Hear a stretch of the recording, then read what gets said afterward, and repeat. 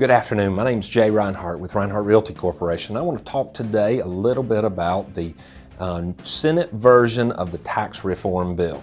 You've heard a lot of people come out in our industry specifically and say, wow, this is not a really good tax reform bill.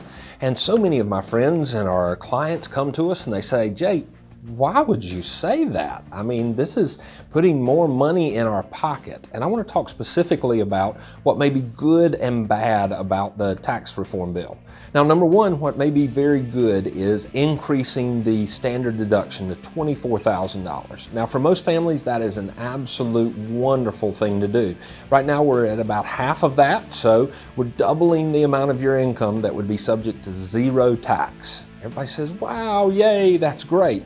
But what's going to happen in real life is by eliminating the mortgage interest deduction, which is very limited under the new tax bill, and eliminating the state and local tax deduction that we pay, to our local government, our state government for the services that we receive.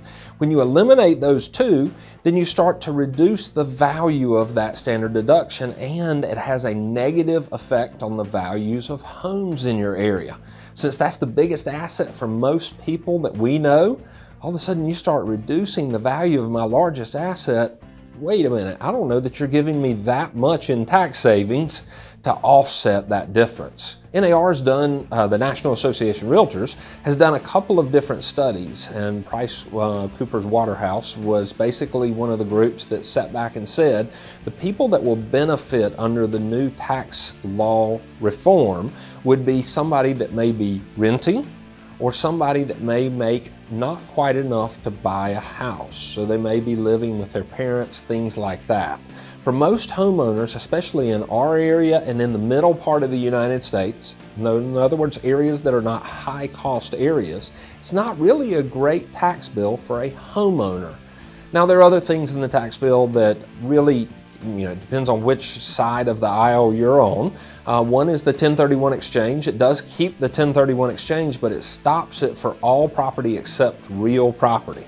Most people don't realize that the largest 1031 exchanges ever done are personal property. They're things like airplanes, they're cattle, they're things that we normally wouldn't sit back and say, wow, that's something that you would have a 1031 exchange, because we hear about it in real estate. It does keep it for that.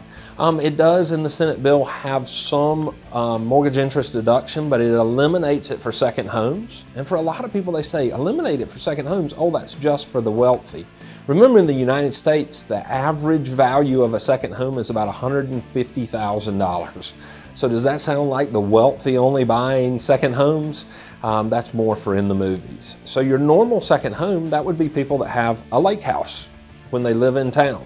That would be somebody with a condo at the beach. Those are second homes, and we want to keep that mortgage interest deduction.